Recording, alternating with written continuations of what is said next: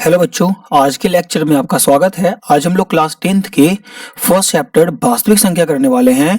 अगर आप वीडियो के लास्ट तक बने रहते हो तो आपको चैप्टर बहुत अच्छे समझ में आएंगे, और अगर आप अपने हैंड से खुद से नोट्स बनाते हो तो और अच्छी बात है, वरना मैं आपको नोट्स प्रोवाइड करूंगा, पीडीएफ के फॉर्म में बना होगा। तो चलिए हम लोग चैप्टर को शुरू करते हैं। तो पहले मैं चैप्टर के टॉपिक्स लिख दिया हूँ, चैप्टर में क्या क्या पढ़ने हैं। फर्स्ट हम लोग को भूमिका इंट्रोडक्शन पढ़ने हैं, परिचय चैप्टर के बारे में जानेंगे हम लोग। तो आज हम लोग फिलहाल बच्चों दो टॉपिक कवर करेंगे, चैप्टर का इंट्रोडक्शन और चैप्टर का यूक्लिड विभाजन प्राइमिका। चलिए तो हम लोग अपने चैप्टर को शुरू करते हैं। तो हम लोग का बच्चों चैप्टर का फर्स्ट टॉपिक आता है भूमिका, जिसमें है प्राकृत संख्या। तो बच्चों हम लोग जानते ही हैं पहले से प्राकृत संख्या कि गिनती की संख्या को प्राकृत संख्या कहते हैं। बच्चों डेफिनेशन खुद से लिख लेना, मैं बोल दूंगा। मैं यहाँ पे केवल कंसेप्ट की बात करूंगा, क्योंकि क्लास 10th में आपसे डेफिनेशन कोई नहीं पूछेगा। अब आपको केवल कंसेप्ट पते होने चाहिए। तो प्राकृत संख्या की बात करें बच्चों, तो हम लोग क्या बोलेंगे? प्राकृत संख्या में गिनती की संख्या को प्राकृत संख्या कहते हैं, और प्राकृत संख्या को हम लोग डिनोट करते हैं एन से। प्राकृत संख्या को डिनोट करते हैं एन से।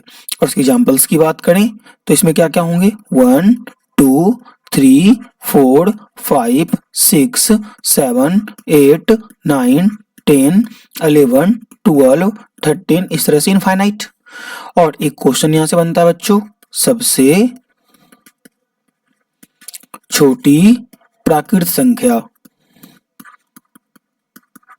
सबसे छोटी प्राकृत संख्या कौन है बच्चों? देखो इसमें 1 2 3 4, तो 1 है सबसे छोटी प्राकृत संख्या, तो इसके आंसर क्या होंगे? 1।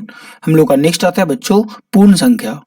अगर हम लोग प्राकृत संख्या का आगे शून्य लगा दें तो क्या कहलाएगा? पूर्ण संख्या, और इसे डिनोट करते हैं हम लोग W से। और एग्जांपल्स की बात करें तो 0 1 2 3 4 5 6 7 8 9 10 11 12 13 14, इस तरह से इनफाइनाइट। और सबसे छोटी पूर्ण संख्या, सबसे छोटी पूर्ण संख्या कौन है? तो अगर हम लोग सबसे छोटी पूर्ण संख्या की बात करें तो वो है 0। सबसे छोटी पूर्ण संख्या कौन है बच्चों? वो है 0। आपको याद रखना है सबसे छोटी पूर्ण संख्या क्या है? 0। अब हम लोग का आता है बच्चों पूर्णांक।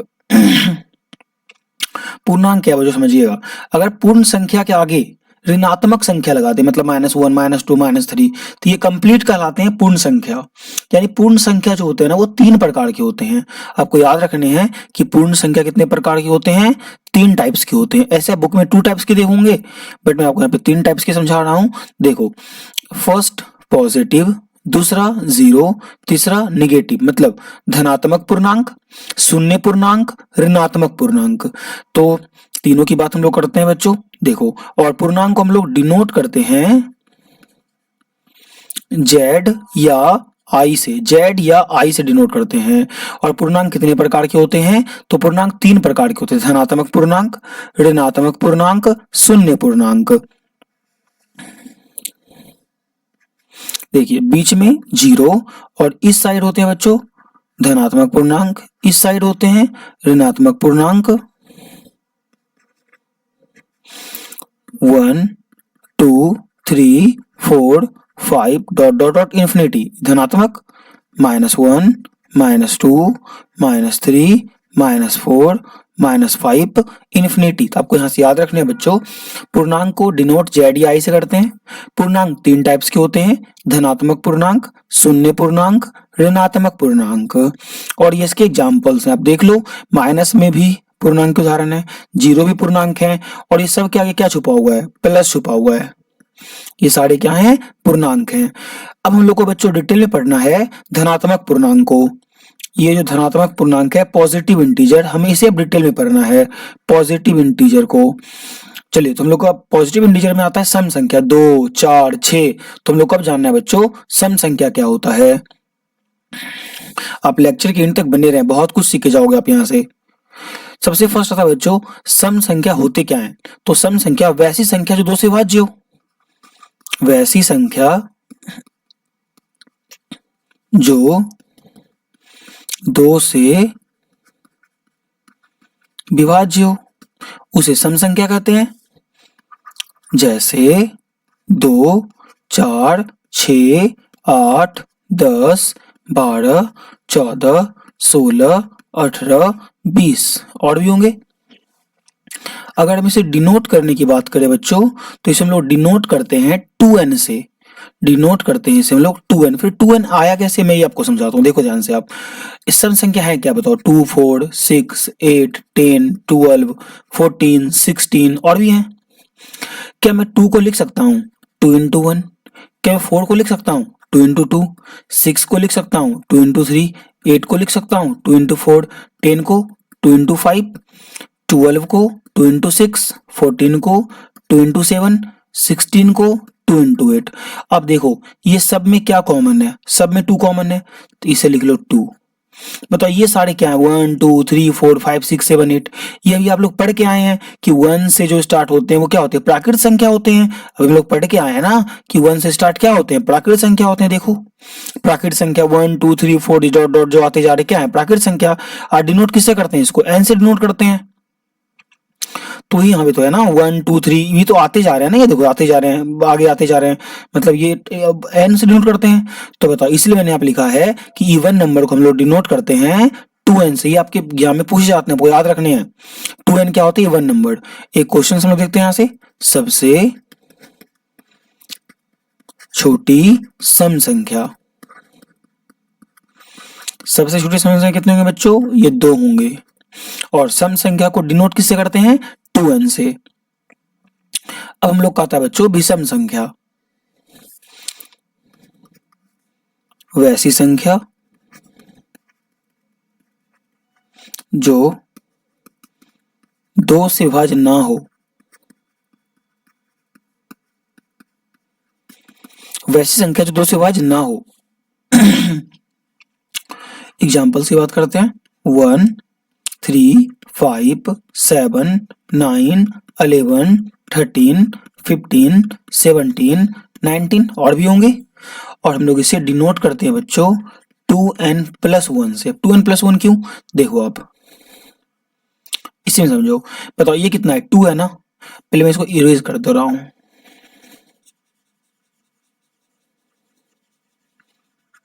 देखो इसे 2 है क्या, अगर मैं 2 में 1 जोड़ दूं, 2 प्लस 1, तो बताओ कितने होंगे। सॉरी 2 प्लस 1 है, यहाँ पे 3 लिख दिया। 2 प्लस 1 कितने होंगे बच्चों, 3। 4 प्लस 1 कितने होंगे, 5। 6 प्लस 1 कितने होंगे, 7। 8 प्लस 1 कितने होंगे, 9। 10 प्लस 1 कितने होंगे, 11। 12 प्लस 1 कितने होंगे, 13। 14 प्लस 1 कितने होंगे, 15। 16 प्लस 1 कितने होंगे, 17। तो आप क्या देख रहे हो कि 2, 4, 6, 8, 10 ये सारे 2n मतलब इवन नंबर है। जैसे मैं 2n में 1 जोड़ा, यानी 2n प्लस 1, तो क्या मिल गया, ऑड। मीन्स ऑड का मतलब क्या बन गया बच्चों, ऑड मतलब बन गया कि अगर मैं इवन नंबर में 1 जोड़ दूं तब हमें क्या मिलेगा, ऑड नंबर। इसलिए हम लोग ऑड नंबर को डिनोट करते हैं 2n प्लस 1 से। आपको याद रखने हैं कि ऑड नंबर को डिनोट करते हैं हम लोग 2n प्लस 1 से डिनोट करते हैं। और एक क्वेश्चन आता है यहां से, सबसे छोटी विषम संख्या। तो सबसे छोटी विषम संख्या कितना है, देखो आप बताओ पहले 1। हम लोग का नेक्स्ट कंसेप्ट आता है बच्चों अभाज्य संख्या। वैसी संख्या,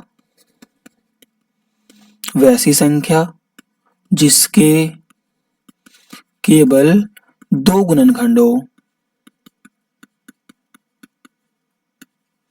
वैसी संख्या जिसके केवल 2 गुणनखंड हो, यानी ये भी कह सकते हैं वैसी संख्या जो एक तथा स्वयं से विभाज्य हो, जो एक से भी खाए और स्वयं से भी खाए। बट आपको डिफिनेशन इसे याद, अब इस डिफिनेशन को याद रख लो, यानी वैसी संख्या जिसके केवल 2 गुणनखंड हो, 2 फैक्टर हो, वो क्या कहलाएंगे, अभाज्य संख्या कहलाएंगे। जैसे मैं यहाँ पे लिख के आपको समझाता हूँ, देखो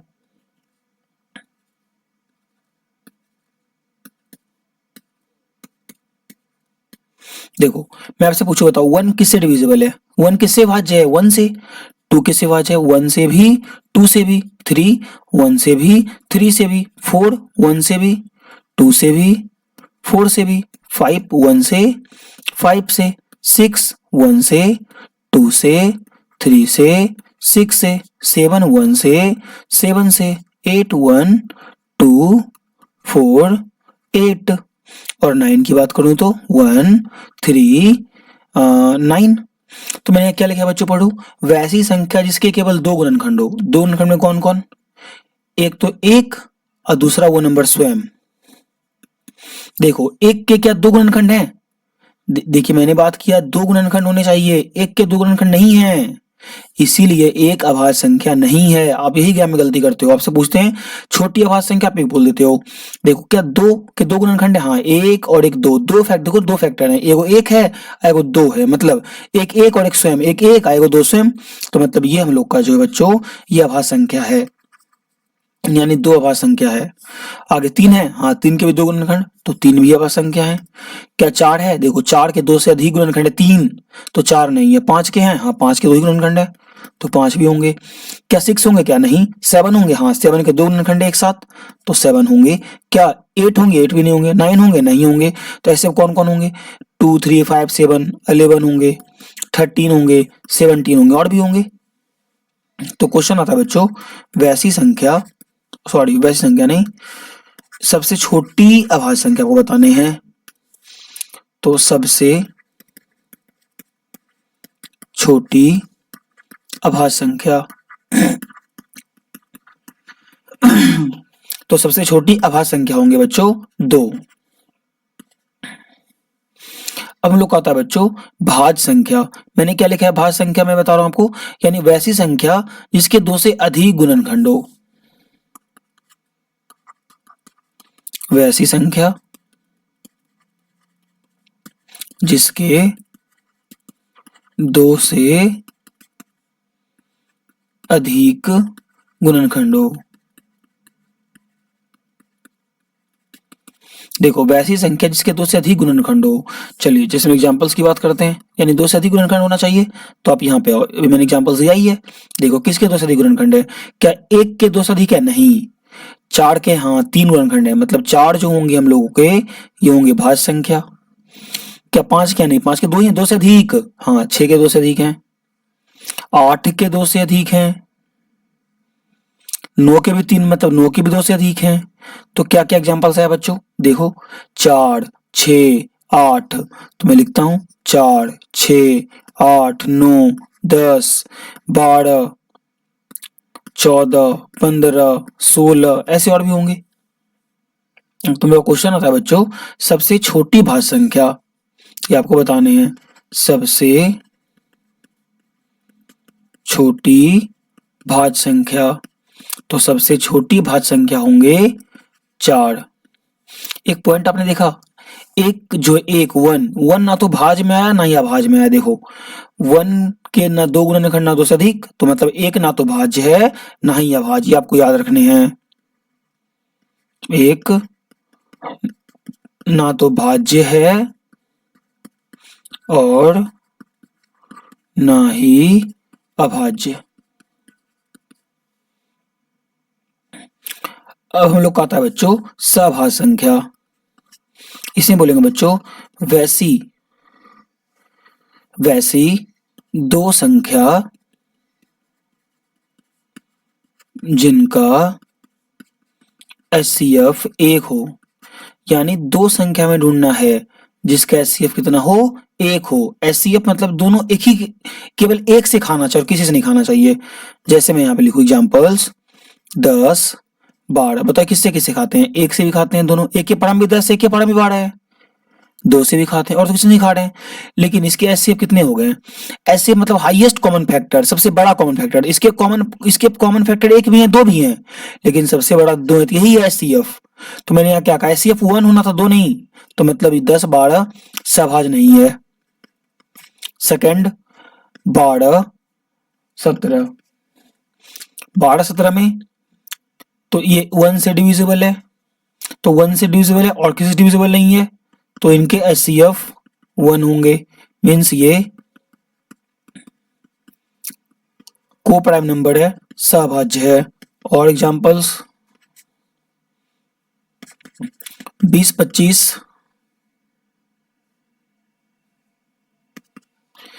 ये 1 से डिविजिबल है और साथ साथ 5 से भी डिविजिबल है, मतलब 20 25 जो है वो 1 से भी डिविजिबल है और 5 से भी डिविजिबल है। तो एचसीएफ कितने हो गए, एचसीएफ मतलब हाईएस्ट कॉमन फैक्टर, तो 5 हो गए ना। तो 5 मैंने नहीं बोला था, मैंने तो एचसीएफ 1 कहा था, तो मीन्स ये सहभाज्य नहीं है। और एग्जांपल्स 8 9, क्या 8 9 सहभाज्य है? देखो 8 9 सहभाज्य है। देखो क्या 8 9 में 8 9 किससे खाएगा? सिर्फ 1 से, मीन्स ये सहभाज्य है।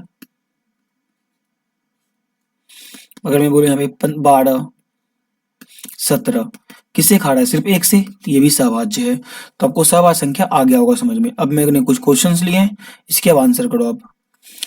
स्मॉलेस्ट नेचुरल नंबर, सबसे छोटी प्राकृत संख्या, तो क्या होंगे? 1। सबसे छोटी पूर्ण संख्या 0। सबसे छोटी सम संख्या 2। सबसे छोटी विषम संख्या 1। सबसे छोटी अभाज्य संख्या, अभाज्य 1 नहीं 2। सबसे छोटी भाज्य संख्या 4। दो लगातार सम संख्या का एचसीएफ, दो लगातार सम संख्या का मतलब ये है, आप सम संख्या लो लेकिन लगातार होना चाहिए। जैसे 2 के बाद सम संख्या क्या आता है? 4। ये दोनों का एचसीएफ क्या है बताओ? यानी 1 से भी खा रहा है, 2 से भी खा रहा है, तो सबसे बड़ा कौन है? 2। तो एचसीएफ कितने होंगे? 2 होंगे। और एग्जांपल्स देखो, जैसे दो लगातार सम संख्या 6 8 भी है, किससे खा रहा है? 1 से भी और साथ साथ 2 से भी, तो एचसीएफ कितने होंगे इसके? 2। मतलब दो लगातार सम संख्या का एचसीएफ कितने होंगे? 2। अब आता है दो लगातार विषम संख्या का एचसीएफ, जैसे 1 3, तो किससे खाएगा? सिर्फ 1 से, तो एचसीएफ 1। 3 5 किससे खा रहा है? सिर्फ 1 से, तो एचसीएफ 1। या 9 11 सिर्फ किससे खा रहा है? 1 से, तो एचसीएफ भी 1। यानी दो लगातार विषम संख्या का एचसीएफ कितने होंगे? 1 होंगे। आगे सम संख्या को डिनोट करते हैं, मतलब सम संख्या को सूचित करता है किससे? 2n से। विषम संख्या को डिनोट करते हैं किससे? 2n प्लस 1 से। तो एक बार मैं क्वेश्चन को रिपीट कर रहा हूं, आप आंसर बोलने साथ साथ। सबसे छोटी प्राकृत संख्या 1, सबसे छोटी पूर्ण संख्या 0, सबसे छोटी सम संख्या 2, सबसे छोटी विषम संख्या 1, सबसे छोटी अभाज्य संख्या 2, सबसे छोटी भाज्य संख्या 4। दो लगातार सम संख्या का एचसीएफ 2, दो लगातार विषम संख्या का एचसीएफ 1। सम संख्या को डिनोट करते हैं 2n से, विषम संख्या को डिनोट करते हैं 2n प्लस 1 से। इतने कंसेप्ट आपको क्लियर हो गए होंगे। तो बच्चों हम लोग का फर्स्ट टॉपिक जो था भूमिका यानी इंट्रोडक्शन, वो होता है समाप्त। अब हम लोग आता है बच्चों सेकंड टॉपिक, यूक्लिड विभाजन प्रेमिका। तो बेसिक आपको समझ आ गया होगा, प्रॉपर आप नोट्स यहाँ तक बनाए होंगे। हम लोग आगे बढ़ते हैं। अगर आपने नोट्स नहीं बनाया है तो वीडियो को पॉज कर स्क्रीनशॉट कर लें, स्क्रीनशॉट करने के बाद नोट्स बना लें। ये आपको टेलीग्राम पे नोट्स मिल जाएंगे, मैं लास्ट में टेलीग्राम का नाम बता दूंगा या मैं डिस्क्रिप्शन में इसके लिंक भी दे दूंगा। तो बच्चों हम लोग कब आता है सेकंड टॉपिक, यूक्लिड विभाजन प्रेमिका। तो ये क्या होता है मैं आपको बहुत ही डिटेल में समझाऊंगा, ध्यान सब सुनिएगा बस। क्या यूक्लिड विभाजन प्रेमिका, तो कह रहा है दो धनात्मक पूर्णांक a और b दिए रहने पर ऐसी अद्वितीय संख्याएं मिलती है हमें। दो धनात्मक पूर्णांक a और b दिए रहने पर ऐसी अद्वितीय मतलब होता है यूनिक, अलग सबसे पूर्ण संख्या q और r विद्यमान है। a बराबर b q प्लस r, और r जो 0 से बड़ा बराबर और b से छोटा। ये क्या बात है बच्चों, मैं आपको समझाता हूं। अगर आपको नहीं दिख रहा मैं इसे इरेज कर दे रहा हूं, आपको क्लियरली विजिबल होगा। यहाँ पे कहा जा रहा है बच्चों कि अगर हमें दो धनात्मक पूर्णांक दिया जाए, a b दिया जाए, तो यहाँ पे हमें दो नंबर और मिल जाएंगे, एक q और एक r। ये क्या है मैं आपको समझाता हूं। अगर मैं आपको बोलूं कि दो नंबर में अगर लेता हूं, देखो अगर मैं दो नंबर लेता हूं बच्चों, जैसे दो और मैं एक दूसरा नंबर ले लेता हूं 9। अगर मैं आपको बोलूं यहाँ पे 2 से 9 में भाग लगाओ, तो बोलोगे 2 चौक 8, 2 4 जा 8, रिमाइंडर 1। मतलब इसे मैंने कहा a, इसे मैंने कहा b, मतलब ये जो नंबर है 9 a कहा, इसे मैंने कहा b। हमें दो नंबर एक्स्ट्रा मिल गया, देखो एक भागफल q, एक शेषफल r। q मतलब होता है कोशंट भागफल, r मतलब होता है रिमाइंडर 1। यही तो कहा था दो धनात्मक पूर्णांक a और b दिए रहने पर आपको दो धनात्मक a और b दे देंगे, आपको 9 तो दे दिया जाएगा, तो यहां से अद्वितीय पूर्ण संख्या q r मिल जाएंगे हमें। देखो q r मिल गए, q 4 r 1, तो q मतलब भागफल, q मतलब भागफल, r मतलब शेषफल। ये आपको ध्यान रखने हैं। तो आपको ये बात बच्चों समझ आ गया कि क्यू आर क्या होता है। चलिए हम लोग आगे बढ़ते हैं और अगले कंसेप्ट को भी समझते हैं।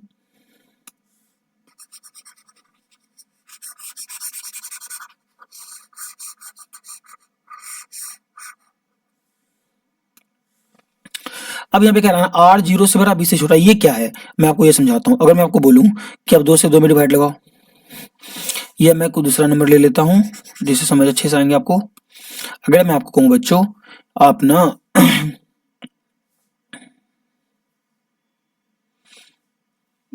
5 से 5 में डिवाइड लगाओ, 5 से 6 में डिवाइड लगाओ, 5 से 7 में, 5 से 8 में, 5 से 9 में, 5 से 10 में। तो आप बोलोगे 5 पंजा 5, शेष 0। मैं आपको समझा चुका हूं कि इसे हम लोग क्यू कहते हैं, इसे हम लोग आर कहते हैं। 5 पंजा 5, रिमाइंडर कितना बचेगा 1, इसे हम लोग क्यू कहते हैं, इसे हम लोग आर कहते हैं।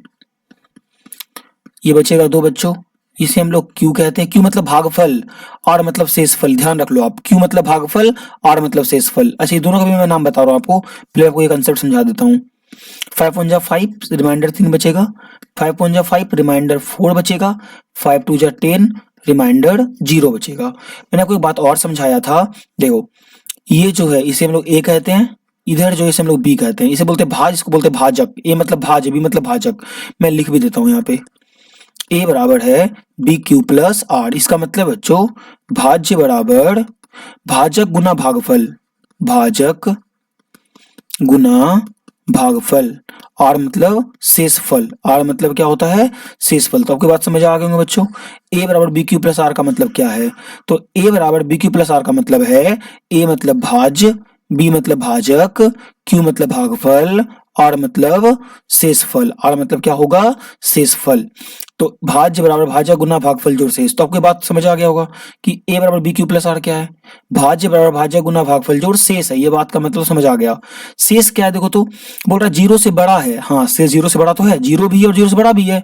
यही तो कह रहा है यहाँ पे ना कि जो शेष होगा, कि जो शेष होगा, जो शेष होगा, जो आर होगा, जो शेष होगा वो 0 से बड़ा भी होगा, बराबर भी होगा, और b से छोटा होगा। और b का मतलब क्या है भाजक, ये है आपका भाजक, और r है आपका शेष। यही तो कह रहा है। देखिए क्या ऐसा हुआ है क्या, देखिए यहाँ पे एग्जांपल्स तो, हाँ शेष 0 बचा है, हाँ तो यहाँ बोल भी रहा है 0 बराबर होगा, और 0 से बड़ा है, हाँ 1 2 3 4, हाँ लेकिन 4 के बाद फिर 0 आ गया। क्यों 5 क्यों नहीं पाया, क्योंकि हमें कहा गया है कि शेष हमेशा भाजक से छोटा होगा। 5 है भाजक तो शेष 5 से छोटा होगा। अगर यहाँ पे 6 होता तो शेष 5 आता। यहाँ से आपको याद रखने हैं यूक्लिड विभाजन प्रमेय क्या होता है। तो बताओ यहाँ पे मैंने सब में क्या लगाया, भाज्य बराबर भाजक गुना भागफल जोड़ शेष, भाज्य बराबर भाजक गुना भागफल जोड़ शेष, सब में लगाया। और शेष क्या है 0 से बड़ा बराबर और b से छोटा। ये था पूरा कंसेप्ट बच्चों यूक्लिड विभाजन प्रमेय का। तो एक बार मैं वापस से आपको रिपीट करवाता हूं ताकि आपको याद हो जाए। ध्यान सुनना बस आप लोग, देखो मैं वापस से बता रहा हूं, ध्यान दो आप लोग अच्छे से यहाँ पे। अब आपसे जब भी पूछा जाए यूक्लिड विभाजन प्रमेय क्या होता है, आपको बस इतना बताना है, भाज्य बराबर भाजक गुना भागफल जोड़ शेष, या इसी को आप ऐसे भी कर सकते हो a बराबर बी क्यू प्लस आर। हाँ एक लाइन आपको और बताने पड़ेंगे बच्चों यहाँ पे कि जो r है 0 से बड़ा बराबर और b से छोटा। ये रहा बच्चों पूरा यूक्लिड विभाजन प्रमेय का। बस आपको इतना ध्यान रख लेना, इतना ही ध्यान रख लेना है काफी आपके लिए। भाज्य बराबर भाजक गुना भागफल जोड़ शेष, और जो शेष है 0 से बड़ा बराबर और b से छोटा, b मतलब भाजक से छोटा। आप एक बार बोलो तो यूक्लिड विभाजन प्रमेय क्या होता है, तो आप बोलोगे भाज्य बराबर भाजक गुना भागफल जोड़ शेष, और शेष 0 से बड़ा बराबर और b से छोटा। चलिए कुछ और पॉइंट्स बच्चों से समझ लीजिए कि एल्गोरिथम क्या होते हैं। तो एल्गोरिथम यहाँ देखो आप, एल्गोरिथम पे मैं एल्गोरिथम बता रहा हूँ आपको, ये रहा एल्गोरिथम। एल्गोरिथम सुपरिभाषित चरणों की एक श्रृंखला होती है जो एक विशेष प्रकार की समस्या को हल करने की एक प्रक्रिया या विधि प्रदान करती है।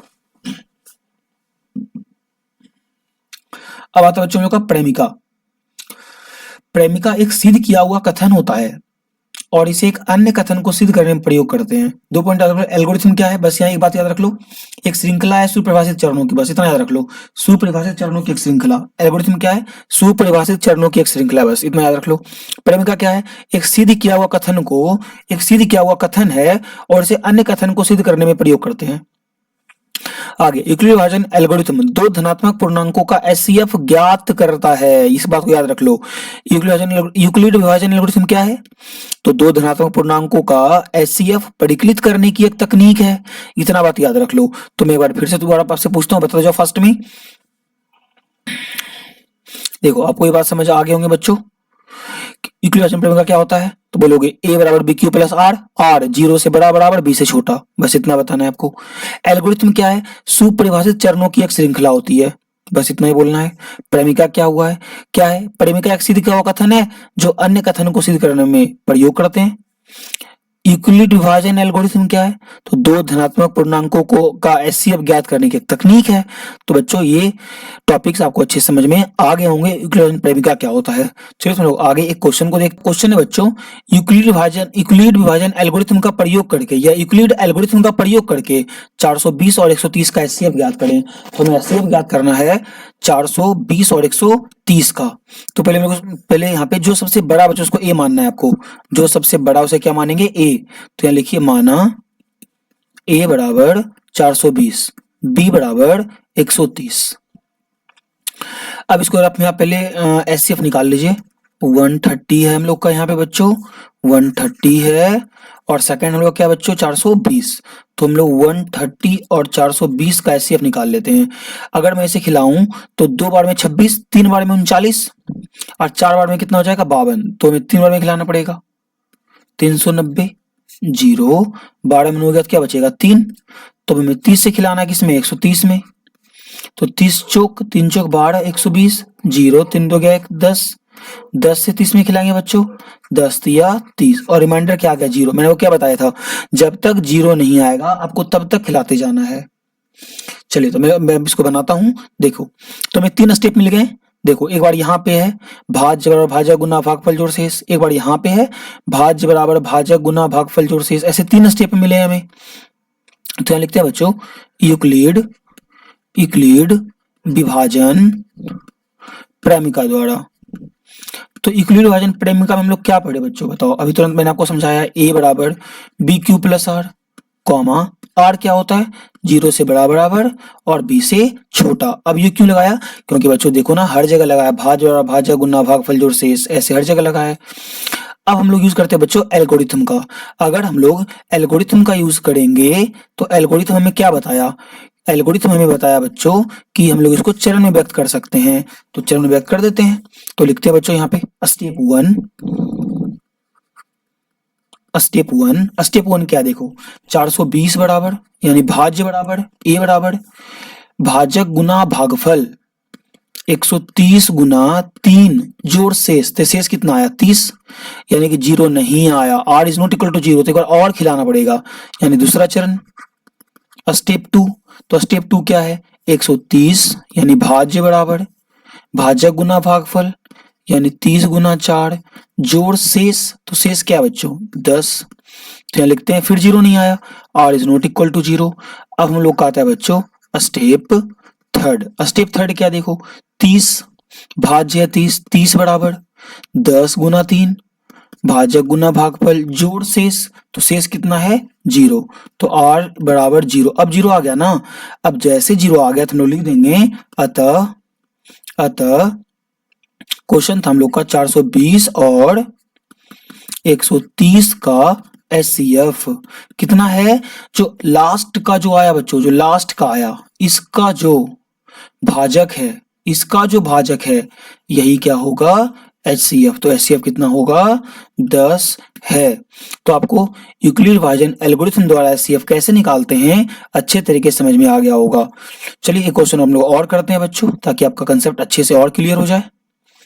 जैसे बच्चों क्वेश्चन है 135 और 225। आप वीडियो पॉज करो, ये क्वेश्चन खुद से बनाओ, जब मैं बताऊंगा तो आप मिला लेना। तो वीडियो पॉज करो और बनाओ खुद से। तो चलिए आप लोगों ने बना लिया होगा, तो मैं बनाता हूं, आप मिला लो। तो पहले रफ में सॉल्व कर लो। 135 225, तो एक बार में खाएगा बच्चों 135, 0 और यहाँ 9 आएगा। 135 में फिर से खिलाता हूँ, एक टाइम्स में खाएगा बच्चों, और यहाँ आएगा 45, और ये 90 कितने टाइम्स में खाएगा? 2 टाइम्स में 90, यानी कि रिमाइंडर कितना आ गया? शेष कितना आ गया? 0। तो हम लोग यहाँ लिखते हैं माना अगर आप प्रॉपर लैंग्वेज लिख के बनाओगे ना तो आपको फुल नंबर मिलेंगे। ए बराबर 225, बी बराबर 135। तो यहाँ लिखेंगे हम लोग बच्चों, अब जो सबसे बड़ा उसको ए मान लो, जो सबसे छोटा, जो छोटा है दोनों में उसे बी मान लो, और यहाँ लिखो यूक्लिड विभाजन प्रेमिका द्वारा। तो ये में क्या देता है बच्चों, भाज्य बराबर भाज्य गुना भागफल जोड़ शेष। इसी को शॉर्ट में क्या लिखते हैं, ए बराबर बी क्यू प्लस आर, और आर क्या है, 0 से बड़ा बराबर और बी से छोटा। अब हम लोग लिखते हैं एल्गोरिथम, यानी यूक्लिड विभाजन एल्गोरिथम द्वारा। अगर हम लोग एल्गोरिथम लगाते हैं बच्चों, तो इसे हम लोग स्टेप वाइज कर देंगे, स्टेप वाइज, यानी कि स्टेप वन में क्या आएगा देखो, 225 बराबर 135 गुना 1 प्लस 90, और आर 0 नहीं आया तो r is not equal to 0। Step 2 में बच्चों हम लोग देखते हैं 135 बराबर 90 इंटू 1 प्लस 45, अभी भी आर 0 नहीं है तो r is not equal to 0। Step 3 है बच्चों 90 बराबर, देखो भाज्य गुना भागफल जोड़ शेष, तो 90 बराबर 45 2 इंटू 0, यानी आर इज इक्वल टू क्या आ गया 0। तो अतः 135 और 225 का HCF क्या होगा, अंतिम का जो भाजक है, अंतिम का भाजक 45 है, तो यही 45 है HCF 45 है। तो अब आपको यूक्लिड विभाजन एल्गोरिथम द्वारा HCF ज्ञात करना आ चुका होगा बच्चों। हम लोग बढ़ते हैं अपने तीसरे क्वेश्चन की तरफ। तो हम लोग का बच्चों तीसरा क्वेश्चन आता है कि दर्शाइए कि एक धनात्मक विषम पूर्णांक 4q प्लस 1 या 4q प्लस 3 के रूप का होता है जहां q एक पूर्णांक है। तो इसे कैसे बनाते हैं बच्चों, ध्यान समझिएगा, मैं दोबारा भी रिपीट करूंगा तो आपको समझ आ जाएंगे। तो सबसे पहले बच्चों हम लोग ये जो हमें धनात्मक विषम पूर्णांक दिया गया है ना, इसे हम लोग a मान लेते हैं। तो हम लोग कहते हैं माना a एक धनात्मक विषम पूर्णांक है। आपको लगा ए ही क्यों माना, क्योंकि मैं अभी पढ़ के आया हूं ना, ए बराबर क्या बी क्यू प्लस आर, मैं इसी की हेल्प से बनाने वाला हूं। बताओ अगर मैं इन दोनों को ए मान लिया तो यहां से क्या आ गया, ए बराबर 4q प्लस 1, ए बराबर 4q प्लस 3। तो बताओ अगर ए मैंने मान लिया तो बी का मान कितना आ गया, 4 आ गया। तो एक अगर धनात्मक विषम पूर्णांक मान लिया तो बी का मान कितना हो गया बच्चों, 4। और हम लोग अभी क्या पढ़ के आए हैं बताओ, कि अगर ए बराबर बी क्यू प्लस आर होता है, अगर ए बराबर बी क्यू प्लस आर, तो मैंने पढ़ के आया है ए बराबर बी क्यू प्लस क्या होता है आर, क्यों, यूक्लिड विभाजन प्रेमिका द्वारा।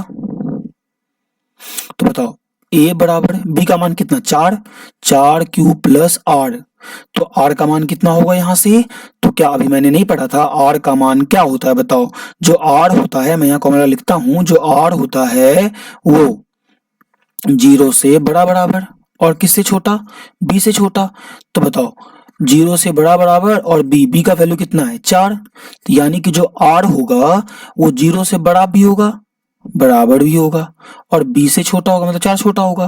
तो इसके बीच में क्या क्या आएंगे बताओ, 0 से के बराबर भी बड़ा भी, तो 0 भी पहले आएगा, 1 आएगा, 2 आएगा, 3 आएगा, 4 नहीं, क्योंकि 4 से छोटा तो 3 तक ही होता है ना।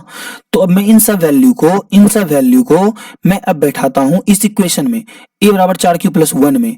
तो बताओ यहां से क्या मिलेगा, a बराबर 4q, r का मान है 0, 4q प्लस 0, दूसरा क्या मिलेगा बच्चों, यानी 4q प्लस 0 को मैं क्या लिख सकता हूँ बताओ, 4q, यहां से मैं कॉमा को हटा दे रहा हूं। एक तो मिल गया बच्चों में क्या 4q, कॉमा लगाता हूं, और दूसरा क्या मिलेगा 4q प्लस 1, क्योंकि मैं यहाँ 1 रखूंगा। फिर क्या मिलेगा 4q प्लस 2, फिर क्या मिलेगा 4q प्लस 3। तो बताओ बच्चों मैंने यहां से क्या माना था, पहले से ही हम लोगों ने पहले से ही क्या माना था कि ए क्या एक विषम पूर्णांक है। तो क्या ए अगर एक विषम पूर्णांक है, तो बताओ अगर ए एक विषम पूर्णांक है तो क्या ए बराबर 4q हो सकता है क्या। तो यहां लिखते हैं चूंकि 4q प्लस 2 से क्या है विभाज्य है, 2 से विभाज्य है, अतः 4q प्लस 2 एक सम पूर्णांक है। और आपको पता है पूर्णांक दो ही प्रकार का होता है, तो सम या तो विषम।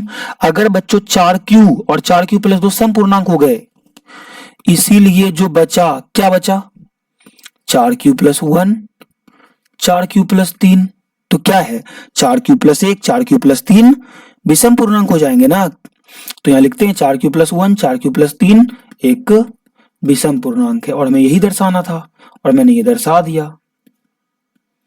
तो बच्चों आपका चैप्टर होता है समाप्त। आपके लिए मैंने कुछ क्वेश्चंस भी रखे हैं, ये क्वेश्चंस आपको सॉल्व करने हैं, खुद से सॉल्व करने हैं। तो चलिए क्वेश्चंस देख लेते हैं पहले हम लोग बच्चों। ये क्वेश्चंस आपके लिए मैंने आपके सारे कंसेप्ट और डाउट्स क्लियर कर दिया हूं। अगर अभी आपको कोई डाउट्स है तो कमेंट्स में पूछ सकते हैं और आपको चैप्टर के पीडीएफ चाहिए तो आप टेलीग्राम ज्वाइन कर लेना।